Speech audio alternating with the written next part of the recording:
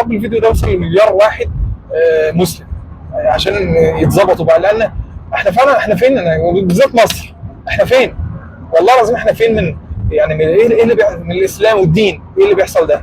يعني لما الافراح كلها كده والخروجات كلها كده والجامعات كلها كده والنوادي كده ايه ده بقى؟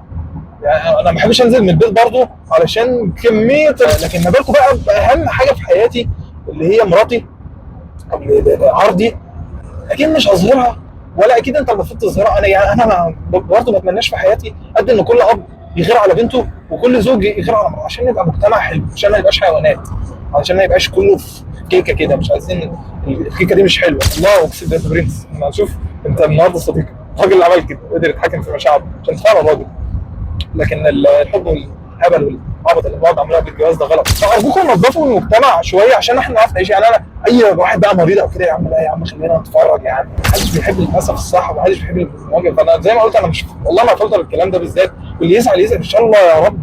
كل اللي كانوا عندي يبقوا ديوسين وزعلوا دماغك في اقرب حيطه. للاسف ما فيش هنا الا جبال، اخبط دماغك فيها ارجوك. والله العظيم مش فارق معايا زعلك ابدا.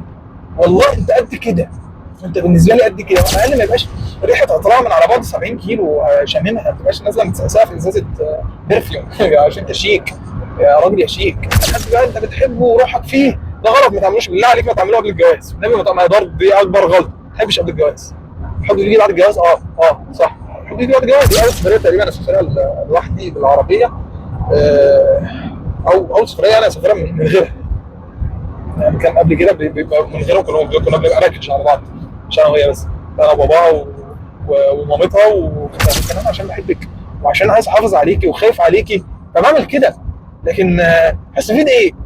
يعني الناس الكبيره العاقله انا كده ماشي. انا نزلت قولوا لي ايه الاستفادات اللي ممكن استفيدها من الموضوع زي ده.